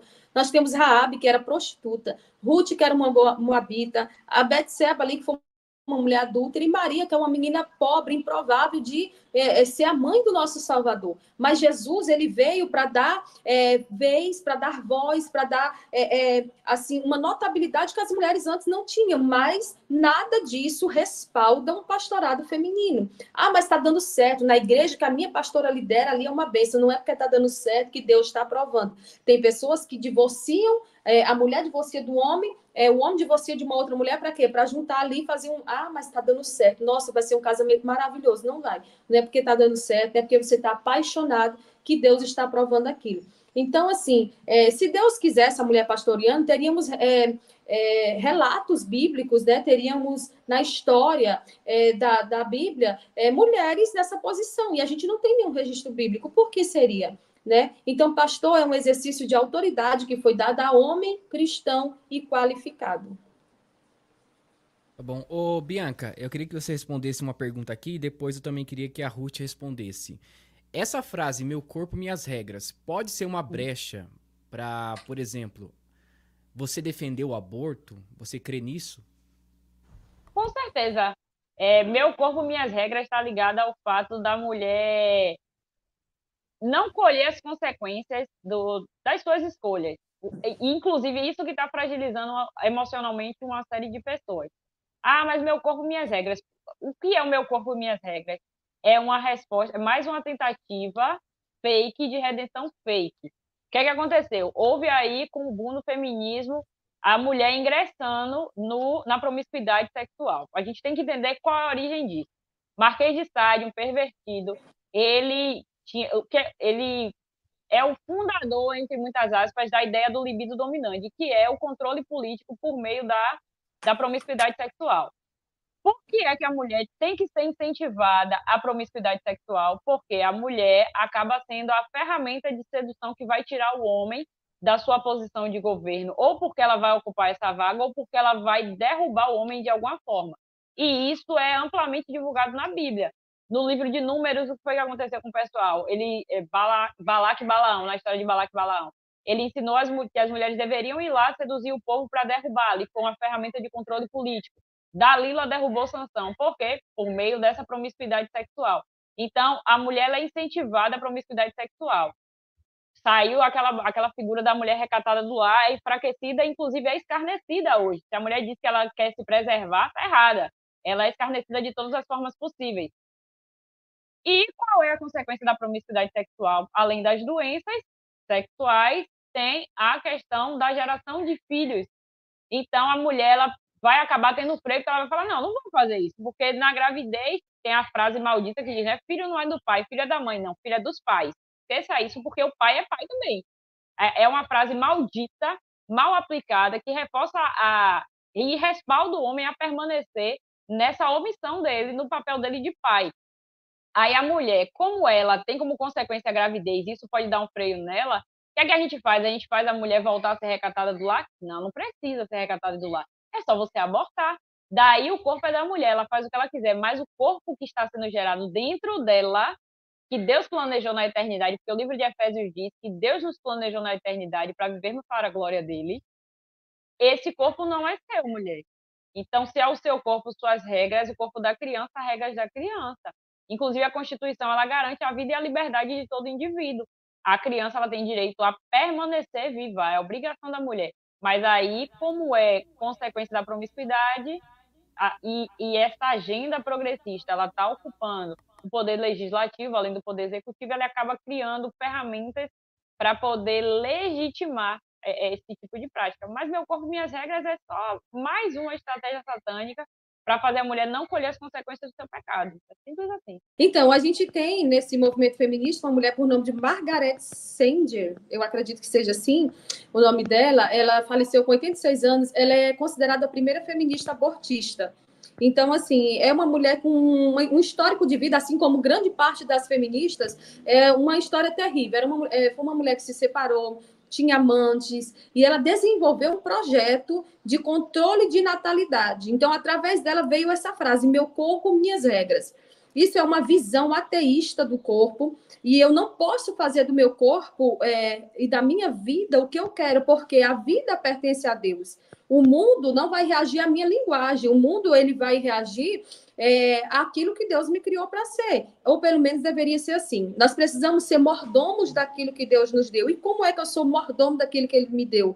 Quando eu trato com responsabilidade, quando eu trato com cautela, quando eu trato com respeito, não só o meu corpo, mas o meu tempo, as minhas, enfim, a gente precisa analisar essas questões e entender que essa frase aqui, ela não expressa uma realidade bíblica, porque nós vamos prestar contas a Deus da forma como a gente está vivendo. Nosso corpo, ele é templo do Espírito Santo. Então, se o meu coração não bate por vontade própria, se as minhas faculdades mentais, elas não funcionam por minha vontade própria, se o meu cérebro, ele não funciona por minha própria vontade, como é que eu posso dizer que o meu corpo é meu e quem manda nele sou eu e eu vou fazer e vai ficar por isso mesmo? Não é bem assim. Deus tem uma ética. E a vida, ela começa na concepção. E essa frase, infelizmente, ela traz essa noção para as mulheres de que a gente pode fazer o que quer com o corpo. Então, assim, quem quer ser do sexo masculino vai ser, quem quer ser considerado um cachorro vai ser, porque o meu corpo é meu, vou fazer o que eu quiser. E nisso, não só na questão do aborto, mas se nós pararmos para analisar, em várias outras questões, a gente vê, por exemplo, as mulheres elas vão passar por procedimentos cirúrgicos. Ali acontece de que elas vêm a óbito. Por quê? Porque elas queriam estipular regras para viver e para proceder com o seu corpo da forma como elas achassem melhor. Então, nós precisamos entender que Deus nos deu uma vida, Ele nos deu um corpo, e nós vamos ser julgados por Deus como Ele nos criou para ser. O Senhor nos criou para ser mulher ou homem? Mulher. Então, nós vamos ser julgados por Deus por aquilo que Ele nos criou para ser. Então, a pessoa pode fazer mudança de transição de sexo, a pessoa pode fazer um aborto, pode fazer o que ela quiser. Ela tem esse livre-arbítrio desde que ela entenda que quando ela chegar diante de Deus, ela vai prestar contas com Deus daquilo que Deus a chamou para ser e para fazer com o seu corpo. O interessante é que tem um livro da Simone de Beauvoir, eu não lembro qual livro, eu só li um artigo, onde ela crê que nenhuma mulher nasce mulher. Nenhuma mulher. Ela se torna uma mulher, porque ela crê na ideia de, por exemplo, a mulher ela já nasce de uma forma discriminada da sociedade. Então, como que ela consegue reagir, né, a essa ação da sociedade? É tornando-se mulher. E como que você se torna uma mulher para ela, né? A ideia da essência. É você ter o seu lugar na sociedade, em todas as esferas da sociedade, né? E já entrando na outra pergunta ainda sobre o feminismo, no Antigo Testamento, na verdade, em toda a história judaica, nós temos ali um contexto muito, muito peculiar, tá? Que é a ideia de que se a mulher tivesse um filho, ela era muito bem-aventurada, né? Então, inclusive, na história de Abraão, com Sara e Agar lá, né? Sara fica deprimida. Olha, eu tô avançado de idade, eu não consigo mais ter filhos, né? Aí vem Agar lá e tem relação com Abraão, e nasce Ismael, depois vem Isaac. E falando sobre isso, né? Antigamente as mulheres eram desprezadas por não terem filhos, né? Hoje não. Hoje parece que é um glamour. Não ter filhos hoje é uma forma de você não ter um tipo de peso na sua vida. Vocês também creem que essa ideia das mulheres hoje em dia não terem mais filhos, não ter mais essa ideia de família e tudo mais, né? Também é um fermento que veio do feminismo? E, Caio, eu queria só fazer um complemento aqui rapidinho, Sim, que os cristãos eles devem lutar contra a legalização do aborto. E se você, mulher que está nos ouvindo, já fez um aborto, você precisa se arrepender, confessar esse pecado e viver uma vida de arrependimento na presença de Deus, porque isso é algo que vai levar e vai gerar sequelas para o restante da sua vida. Então, você precisa confessar esse pecado e entender que esse pecado foi praticado não contra você ou contra uma criança, mas foi praticado também contra Deus. E para quem já nasceu é fácil defender o aborto, né? Pois é. Essa questão do controle de natalidade, né? Margaret Sanger foi uma das principais defensoras disso, mas lá atrás, quando você volta para as origens mesmo, você encontra obras como as de Engels, que é a origem da família, da propriedade privada e do Estado, que eles dão um destino para os filhos dos outros, porque para eles o objetivo é tornar a mulher mais uma mão de obra. Tudo que eles fazem gira em torno de enfraquecer a propriedade privada sempre e fazer com que a mulher ela seja mão de obra. Por que que eles enxergam a mulher como uma parasita? Porque se você pode ter 2 funcionários, você não vai ter um só. Então, para eles é um desperdício, é uma perda de tempo total você ter uma mulher se dedicando às coisas de casa, sendo que ela poderia estar na fábrica nos servindo. E quem fala muito sobre isso também é a Alexandra Kollontai, no livro que eu já citei no começo do podcast, que é a Revolução Sexual e a Revolução Socialista. Ela fala sobre a criação de creches e escolas em tempo integral, por exemplo, para que as mulheres elas tenham tempo de servir nas fábricas. Mas entendam comigo, se você precisa criar uma creche para botar uma criança lá, você vai ter um custo para manter aquela creche. Então, seria melhor que essa mulher não tivesse filho, porque aí você já não teria esse custo. Das duas maneiras, eles defendem esse ponto de vista. Ou a mulher ela é tida como aquela que não é a mãe que vai gerar filhos para perpetuar o legado da família, né? Porque o objetivo de Deus dar filhos é esse. Por isso que a mulher era bem-aventurada quando ela gerava filhos. Se ela gera filhos, ela não está gerando a perpetuação do legado, ela está gerando mão de obra para a nossa fábrica. Então, ela é valorizada e, por isso, eles usam essa ideia, é a essência do Bolsa Família, por exemplo, e de escolas em tempo integral. E, em contrapartida, essa mulher ela pode ser livre, ela pode apenas nos servir e pronto. Por que que tudo se torna um peso? Porque você está carregando coisas que você não deveria carregar. Como para a agenda progressista, o que você deve carregar é o fardo de ser empregada e não esposa e do lar. Então, você ter filhos é uma coisa que te impede no exercício da sua função empregatícia. Logo, isso é um fardo. Por que que nós nos sentimos sobrecarregados nas coisas eclesiásticas? Porque, às vezes, nós estamos metendo a mão onde Deus não disse para a gente tocar. E aí vem toda aquela exaustão. Tal. Claro, você se cansa fazendo também o que Deus chamou para fazer quando você faz de forma imprudente, sem o descanso, sem as devidas proporções. Mas perceba que o fardo ele só existe porque você está fazendo coisas que você não foi criado para fazer. Se na mentalidade progressista você não foi criada para ser mãe, ter filhos é um fardo, então logo não terei. Ou terei um. Eu estava conversando com algumas amigas que meu avô ele levou a sério esse negócio de povoar a terra. Então eu tenho só da minha avó aproximadamente uns 18 filhos. Aí pensa nesse povo todo tendo filho. Então era aquela farra quando eu ia para o interior, para casa da família, meu Deus do céu, era uma alegria. Mas hoje meu sobrinho, ele só tem 3 amiguinhos. Aqui a rua era cheia de criança, a gente brincava, dava para você até parar de falar com um, porque tinha mais 15 para substituir aquela amizade que você deixou ir embora. Hoje, se meu sobrinho parar de falar com um, ele fica sem amigo nenhum. Por quê? Porque esse controle de natalidade, você só um filho e acabou. Por quê? Porque filho dá muito trabalho, filho é caro. E antes, Deus ele dava prosperidade para o homem. Abraão ele seria pai de multidões, por isso Abraão foi próspero.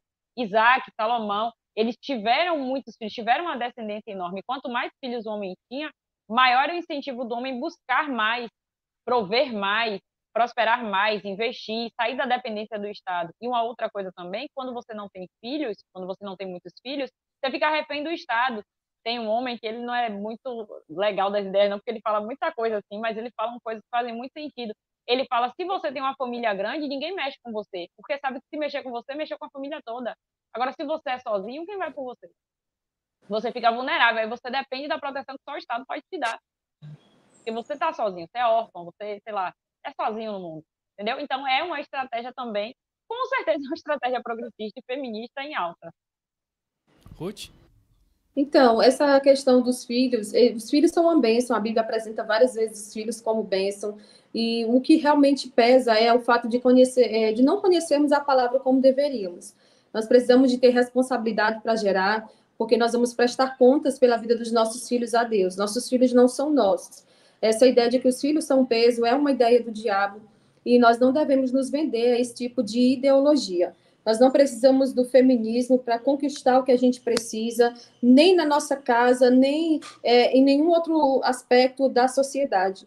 As pessoas que estão caminhando para o céu, as mulheres de Deus que estão caminhando para o céu, elas precisam entender que seus filhos são uma bênção, são a parte que Deus nos deu para nos trazer consolo, alegria aqui nessa terra. Porque assim, quando eu estou muito mal, assim, eu olho para os meus filhos e eu tenho uma motivação para perseverar, para permanecer bem, para permanecer firme, para não desistir de algumas coisas que às vezes eu penso em abrir mão. Então, assim, eu olho para eles e eles dizem, mãe, a senhora é uma bênção. e ali eu me sinto confortada. Na falta de amigos, a gente vai ter sempre alguém em casa que vai nos abraçar e vai dizer o quanto a gente é especial, nós como mulheres. A gente sabe que chega um momento em que muitas mulheres estão sustentando seus relacionamentos por causa dos filhos.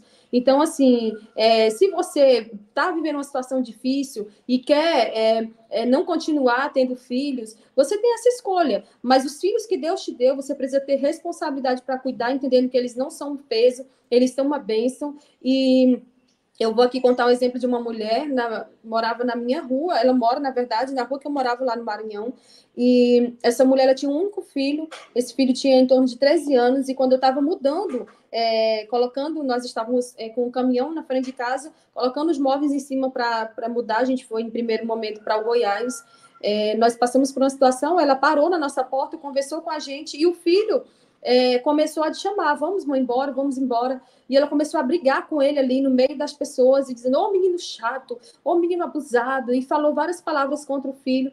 E cerca de uma semana depois que a gente tinha ido embora, a minha mãe me ligou, eu falo com minha mãe, meus pais todos os dias, ela me ligou e disse, Ruth, lembra da fulana? Pois é, o filho dela foi dormir, eles moravam só na casa, eles foram dormir à noite, e à noite o menino passou mal, ele foi dormir nesse dia num outro quarto, acredito que eles dormiam juntos, né?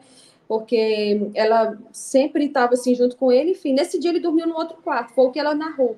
E ela disse que naquele dia ele passou mal à noite, tentou abrir a porta, não conseguiu, ele teve um infarto, uma criança de 13 anos, isso não é comum, ele teve um infarto e morreu ali na hora. Então, assim, no outro dia ela tentou abrir a porta e já não conseguiu, ele tinha trancado a porta por dentro, e aí teve que subir alguém no telhado, e foi assim, uma cena drástica, e essa mulher está muito perturbada até hoje, isso já tem 4 anos. Então, a gente precisa entender que tudo que Deus nos dá é para a gente zelar, e os nossos filhos principalmente, porque se eu reclamo dos meus filhos hoje, como seria a minha vida se eu não tivesse eles? Eu fico analisando muito isso. A gente fala e profere muitas palavras contra o marido, contra a nossa vida, contra nossos filhos, sem saber que até das palavras também que a gente lança, nós vamos prestar contas diante de Deus.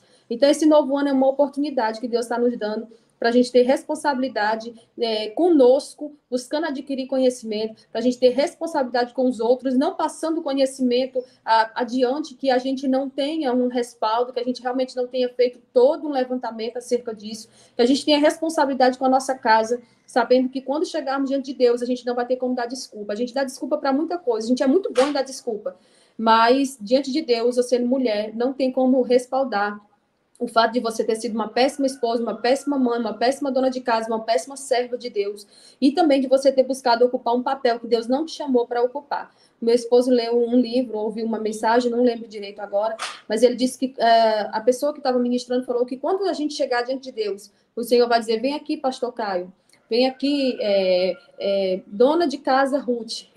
Então, assim, você chega diante de Deus e diz, não, pastor, Senhor, mas eu não era pastor. Não, mas eu te chamei para ser isso. Não, mas eu não era assim, dona de casa. Não, mas eu te chamei para ser uma dona de casa. Deus pode ter chamado você, mulher, para liderar os altos cargos da sociedade. Mas Deus te chamou para ser uma dona de casa e você está sendo negligente nisso. Você prestará contas a Deus. Os teus filhos são uma bênção. Os teus filhos são a herança que o Senhor te deu. Não negligencie a sua casa e sua família, em nome de Jesus. Esse livro é O Movidos pela Eternidade, de John Bevere. Eu amo esse livro. Ô, Bianca, ainda falando sobre esse assunto, na verdade, eu vou voltar alguns minutos anteriores sobre esse assunto. Eu acho que tem a ver com isso. A Simone de Beauvoir, ela tem uma ideia patriarcal, né, de que os homens sempre oprimiram as mulheres, né? E por isso que ela tem esse movimento de fazer as mulheres poderosas, né? Por isso tem aquele braço forte e tudo mais de uma mulher que tem uma bandana vermelha na cabeça e tudo mais. A questão de ser empoderada, né? Outra coisa importante, você acha também que essa ideia da mulher, não tô falando de não ter liberdade, mas eu acho que às vezes tem mulheres que acabam exagerando em algumas coisas. Por exemplo, se você for olhar as músicas seculares, tá? São músicas sexualizadas completamente. Ontem eu tava assistindo aquela virada lá do Ano Novo lá, aquele show da virada, né? Tem uma cantora chamada Luísa Sonza, eu chamo ela Luísa Sonsa, porque pra mim é isso que ela é. Enfim, ela tava cantando umas músicas lá, senta, rebola, pula, isso, aquilo. Você também crê que essa liberdade que teve, assim, dessa ideia de impureza sexual, essa liberdade de composição de músicas com teor sexual também é uma ideia que vem do feminismo? Essa ideia de que a mulher pode falar o que quiser, a ideia do seu corpo, expor aquilo que realmente ela quer. Você também crê que é uma ideia do feminismo? Com certeza, é o feminismo dando força, voz e vez ao libido dominante. Porque quando a promiscuidade... Olha só, qual era o objetivo da formação antigamente? A música e a ginástica eram ensinados juntos porque a música ela tinha o objetivo de despertar na pessoa o maravilhamento, o encantamento. Quando isso se perde, e a música ela tem um poder de propagação muito forte, eu citei isso até quando eu fiz a participação na Brado. Tem uma música de Heloísa Rosa, que é João 14. Ele descreve o livro de João, capítulo 14 todo. Então, foi muito fácil memorizar João 14, porque a música ela tem um poder doutrinário. E nós temos quando eu participei do seminário, a professora falou assim: nossa boca é a boca profética mais próxima dos nossos ouvidos.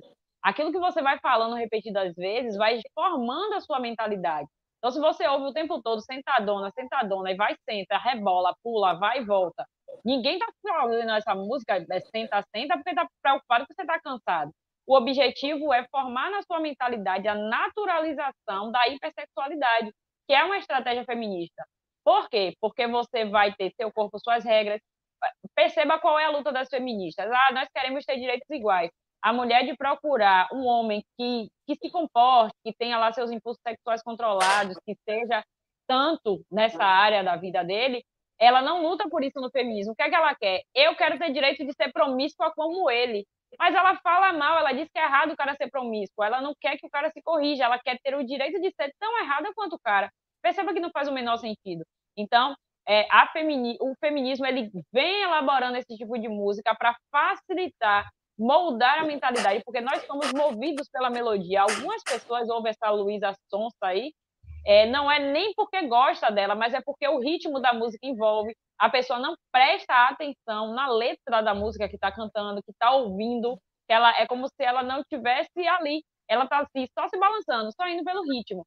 E aquilo ali faz com que o corpo dela se movimente de que forma? De forma sexualizada. Então, para ela vai ser muito mais fácil ceder a uma noite aí, que pode gerar uma gravidez indesejada, que vai ou gerar num filho órfão de pai vivo, ou no aborto. E aí vamos lutar pela legalização do aborto. Então, a música é uma estratégia que reforça todas as pautas. Meu corpo, minhas regras, divórcio, legalização do aborto, mulher trabalhando para ser guerreira. Tudo isso é reforçado por mulheres como Luísa, Anitta e afim. Infelizmente. Infelizmente, quando a gente olha para a musicalização dos anos 80, na verdade, depois que sai aquele grupo El Chan, você vê de lá para cá uma decadência nas letras das músicas, né? Então, assim, quando a gente olha para isso, a gente vê que, por exemplo, festinhas de escola infantil, meu esposo é professor de ensino religioso no município aqui próximo, e ele fala que quando tem festinha na escola, as músicas que são colocadas são essas, para as crianças dançar, para as crianças rebolar, para as crianças dançar. E não tem mais aquela ideia da simplicidade, né? Do cortejo, do homem ali tirando a moça para dançar.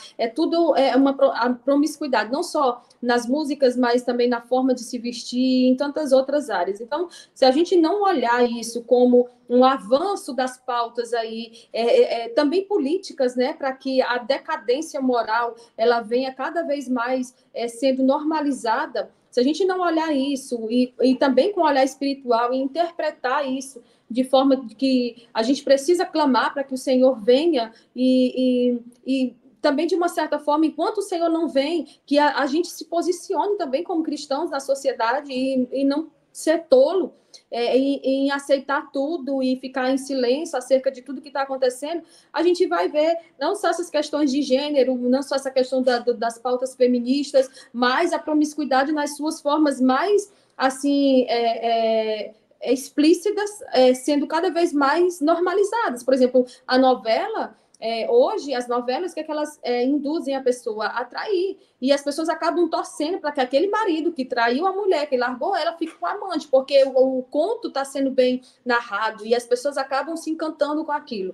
Então, uma beleza, né, que o mundo está tentando trazer, e aí volta tudo lá para o início, quando a serpente faz Eva ver o que ela não tinha. Quando a serpente faz Eva ver que aquilo ali poderia ser gostoso, poderia ser prazeroso. Então, a igreja tem se tornado alvo dos ataques feministas, dos ataques anticristãos, e a Bíblia ensina que o homem ele vai permanecer tendo o seu papel até Jesus voltar, isso não tem como, né, deturpar. E nós também, mulheres, temos que nos posicionar. Eu clamo para que as mulheres se posicionem, estudem a palavra, para que as mulheres conheçam verdadeiramente a história não só do feminismo, mas a história dos papéis ali distintos do homem e da mulher na sua família, para que as coisas tenham um melhor andamento. Essa redução de tecido, desculpa a expressão, é um eufemismo, tá? Para não falar outra coisa. Essa redução de tecido que está acontecendo em nossa geração, as mulheres estão mais seminuas a cada dia que passa. Eu, Caio, particularmente, também creio que foi também devido ao feminismo. Aí talvez alguém diga, não, Caio, mas isso acontece em todos os lugares do mundo. Não, não. Vai na China, por exemplo. Tudo bem, gente, que a China é um país comunista, eu entendo, tá? Mas observe que as mulheres ali em si não têm essa ideia de ficar usando roupas curtas demais, porque cada país define a sua ideologia, né? Então vocês também creem, por exemplo, que muitos países aderiram a essa ideia do feminismo e as mulheres se tornaram mais vulneráveis de uma forma, falando sexualmente, por causa dessa ideia do feminismo também? Porque hoje em dia você vai em vamos dizer, uma cidade, no centro de uma cidade.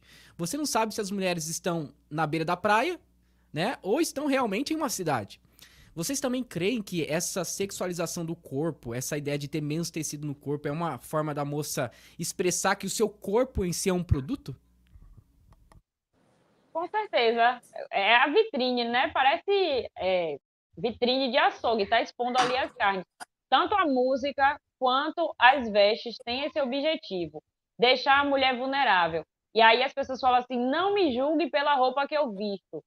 Tudo que nós fazemos, falando para mulheres, né? A cor do nosso esmalte, o tom do nosso batom, o estilo de roupa. Quem estuda um pouquinho de moda sabe que existe um termo chamado dress code, que é você ter um tipo de roupa para cada ocasião. Ah, mas você está sendo preconceituosa. Não, você não vai para a praia de burca. E se alguém vai para a praia de burca, você logo critica. Então não venha me dizer que a roupa não importa. A roupa não define caráter, mas ela revela o que está dentro do seu coração. Porque se você não tivesse contaminada por uma hipersexualização, você não teria prazer em se exibir. Porque uma mulher que ela se veste de forma depravada, ela só tem um objetivo, se sentir desejada. Isso aí pode ser porque ela é promíscua, isso pode ser porque ela sofre de baixa estima e ela não se sente bonita. Uma evidência de que às vezes é porque ela nem se sente bonita é a quantidade de procedimentos estéticos que as mulheres têm se submetido hoje em dia. E elas continuam nuas. Antes do procedimento estético, vivia nua, e fala assim, não me julgue, não me critique pelo meu corpo, mas na primeira oportunidade que ela tem, primeiro dinheiro que ela consegue, ela vai para a mesa de cirurgia. E não diz nada, diz até que foi através de chá, que foi através de outras coisas. E ela usa a roupa para refletir o que está dentro do coração dela. Não tem meio termo. Se você está se expondo dentro do seu coração, existe, nem que seja uma faísca mínima de depravação. Algo você quer despertar com as suas vestes. Algo você quer despertar com a sua fala. O formato da sua unha tem um significado. Se você estudar moda, você vai saber. Unha quadrada tem um significado, unha redonda tem um significado, e roupa não está diferente. Então, o estilo de roupa que a mulher usa, quanto mais nua a mulher andar sem necessidade, porque uma coisa é você estar na praia, uma coisa é você estar numa casa de praia, num ambiente familiar, outra completamente diferente é você ficar exibindo a nudez em tempo fora de tempo, sendo que a nudez, especialmente para a cristã, é algo sagrado. Tem mulheres que vão para a igreja que eu fico chocada. A mulher, às vezes, usa uma saia que é até comprida, mas a saia vem com um rasgo gigante na frente. Eu fico assim, qual a necessidade? Ou um rasgo gigante na frente ou no fundo. Minha irmã, pelo amor de Deus. Para que esse rasgo aí, no meio das suas pernas, você está querendo o quê? Ser sexy sem ser vulgar? Você está sendo feia, velho. Ridículo. Isso é ridículo. Então, é uma coisa que está dentro das igrejas também, a roupa muito coladinha. Por que essa roupa está tão colada? Está a vácuo? Está sentindo o quê? Está com alguma dor? Está com desconforto? Qual o seu problema, minha irmã? Você está querendo despertar o quê em quem? E por quê? Deixa a sua sensualidade para o seu marido. Ele é que deve ver sua nudez, ele deve ver sua sensualidade, deve te louvar por isso. O que passar disso, minha filha, vozes na sua cabeça estão satânicas, viu? ferramenta de Satanás pesada. Fale, Ruth. Então, a Bíblia diz que a boca fala do que está cheio o coração, né? E a forma como a gente se veste também tem que ser para a glória de Deus. As mulheres cristãs, elas são chamadas a ter a modéstia, e não a sensualidade como um fato de se posicionar diante da sociedade. Enfim, eu fico observando, aconteceu uma situação aqui no condomínio que eu moro, uma mulher, ela em trajes de banho, e isso aqui no regulamento do condomínio não pode acontecer, né? A pessoa em ambiente público, em ambiente comum, com traje de banho. E aí, só sei que foi chamado e foi acionada a polícia chegou e deu-se um tumulto e o policial me perguntou... Ruth, pelo amor de Deus, Ruth, explica pra mim o que é traje de pano. De banho. Então, trajes de de banho... de banho, tá? Eu entendi pano, desculpa, vai, pode ignora.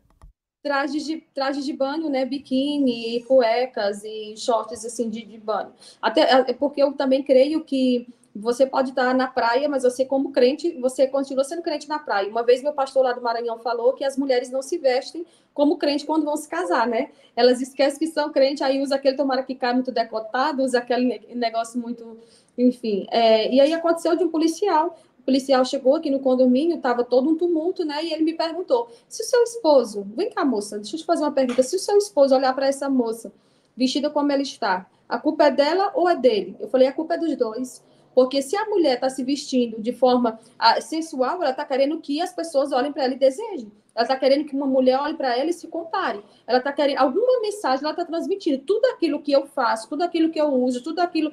É para a glória de Deus, ou é para o meu empoderamento, ou é para que as pessoas vejam que eu estou ali, de uma certa forma, melhor do que as outras mulheres. E aí essa mulher, na hora, graças a Deus, ela foi expulsa daqui, né? Porque o regulamento não permite, mas... e ela era uma inquilina, ela não era uma proprietária. Porque se fosse, ela conheceria muito bem e não faria isso. Então, assim, ela falou assim, isso é discurso de crente, porque crente, corno, e foi falando lá umas palavras assim, e eu fiquei assim, olha como as mulheres do mundo são promíscuas. E o pior de tudo é que quando as mulheres da igreja se tornam assim também, porque a gente não vê mais muita diferenciação das mulheres do mundo, como a gente chama, para as mulheres de Deus. E lá em Êxodo, no capítulo 1, as parteiras, elas disseram para Faraó, as mulheres hebreias, elas são diferentes. Então, oxalá que as mulheres de Deus ainda fossem diferentes, assim, na sua forma de se vestir, na sua forma de se comportar, no seu equilíbrio. Porque eu vejo tantas mulheres crentes que são desequilibradas, são barraqueiras, são mentirosas, compra escondida do marido, fala mal do marido, tudo isso aí seria pauta para assuntos aí intermináveis. Mas, infelizmente, trazendo para essa questão do comportamento, da roupa, tudo isso está transparecendo uma imagem. Se a minha boca vai falar do que meu coração está cheio, eu também vou me vestir conforme o meu coração está me inclinando. Eu não preciso me vestir como a Virgínia se veste, ou como a blogueira fulana de tal se veste, se bem que tem um monte de blogueira crente que também fica se amostrando nas redes sociais, e essas infelizes têm um número, assim, imenso de seguidores. Caio, eu tenho uma indignação, uma revolta muito grande, quando eu olho para a Ruth Salviano, uma mulher que tem, acho que 11 livros escritos, e ela tem menos de 15 mil seguidores nas redes sociais, e essas mulheres que andam mostrando o corpo, eu não digo as mulheres do mundo, eu digo as crentes, elas estão lá com milhares de seguidores, não passa nenhum tipo de conteúdo produtivo, não agrega em nada, porque eu nem sigo essas páginas, mas quando eu olho alguma coisa assim, eu vejo que são páginas assim, extremamente seguidas, e isso gera uma revolta na gente, porque assim, você se estuda, você se prepara, mas porque você não tem um estereótipo de aparência, ou você não tem acesso, né, a bons aplicativos, sei lá, para fazer edição de vídeo e tudo mais, você acaba não sendo tão aceito quanto outras pessoas que acabam só mostrando o seu corpo. E as blogueiras cristãs, elas precisam educar a sua forma de se vestir, porque tem umas blogueiras que usam roupas extremamente modestas, mas ao mesmo passo você vai passando as fotos e estão ali com decotes, e elas estão com roupas muito apertadas, mostrando o formato do seu corpo. Então, assim, se o meu marido olha para uma mulher vestida de forma indecente e deseja ela, a culpa é dele, por ele não estar sendo crente, a culpa é dela também, por ela estar se amostrando, porque não tem como, você vai olhar, você é mulher, você vai olhar, você é homem, vai olhar, porque não é normal. E aqui, a cidade onde eu resido, é uma cidade turística, você chega na praia e você vê mulher só com a parte de baixo. Então, assim, eu evito ir na praia nesse período de temporada, eu prefiro ir quando está no inverno, que aí todo mundo vai, já vai bem vestido, porque eu não vou ficar pecando pela minha forma de olhar, porque eu olho e julgo.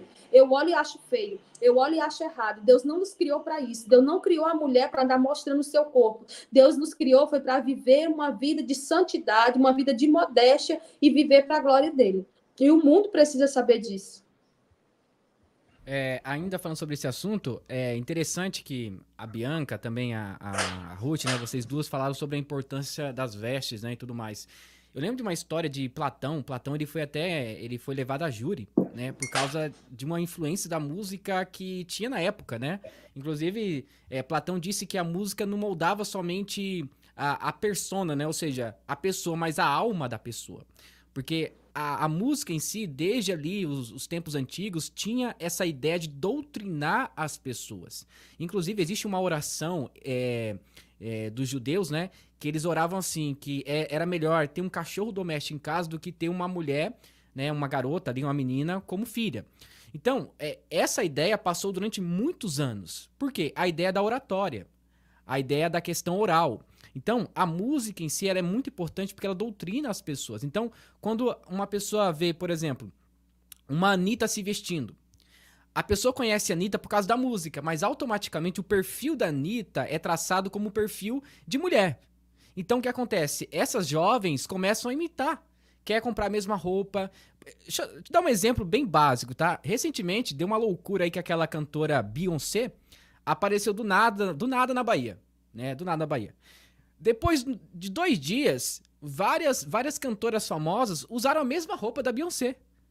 Sabe? É assim, é aquela ideia de, olha só, se aquela mulher está usando isso, eu também devo usar. Né? E a gente perde essa ideia de você não perder a sua essência feminina. Né? Porque hoje em dia parece que o corpo se tornou um produto. Como a Ruth acabou de dizer, muitas pessoas seguem outras pessoas que são bonitas, tem um cabelo bonito, um corpo bonito, mas é muito pobre em conteúdo.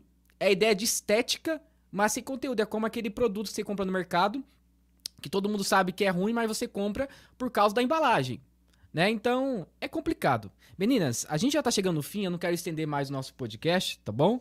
E eu queria que vocês deixassem as considerações finais, começando pela Bianca, né, por ordem, e por último, a dona Ruth, tá bom?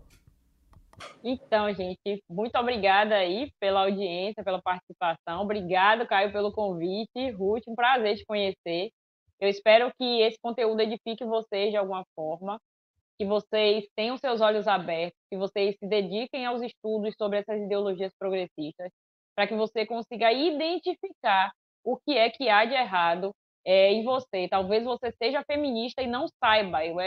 Já era cristã, sempre fui apaixonada pelas escrituras, era feminista e eu não sabia. Por quê? Não era por falta de Bíblia, era por falta de conhecimento do que era o feminismo. O feminismo ele está infiltrado em todos os lugares. Então, que você consiga descobrir isso, mulher. Eu amei a ideia da irmã, até anotei aqui, ó. Que vocês, líderes de igreja, promovam chás femininos de chá das informadas. Eu amei essa ideia. Pelo amor de Deus, façam.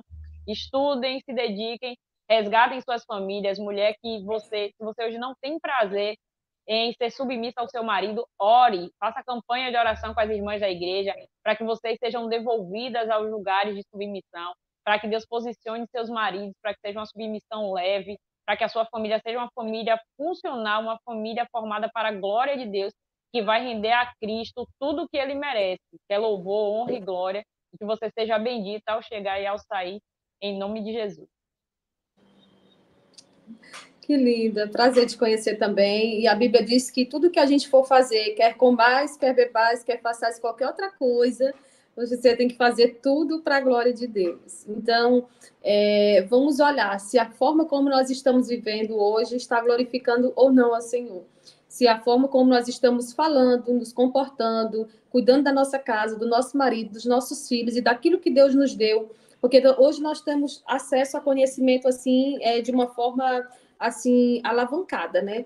Então, eu sugiro que todas as mulheres tenham um caderno e elas façam suas anotações para o ano de 2024, que a prioridade seja estudar a palavra de Deus, conhecer mais acerca do feminismo, acerca da modéstia cristã, porque empoderamento e modéstia são duas coisas que não combinam, e que nós possamos chegar diante de Deus irrepreensíveis, e que o Senhor possa nos achar dignas de ser aceitas por Ele em tudo que fizermos, que nossa vida seja uma carta aberta e lida por todos, que as pessoas possam ver Cristo na nossa vida sendo refletido através do nosso comportamento, que as nossas palavras sejam doces, que a nossa conduta, a nossa forma de viver venha realmente condizer com o Cristo que nós professamos servir. Que as pessoas, quando olharem para nós, possam dizer: eu quero ser crente assim como a Ruth, assim como o Caio, assim como a Bianca, e que o nome do Senhor seja glorificado na nossa vida. Feliz 2024 a todos.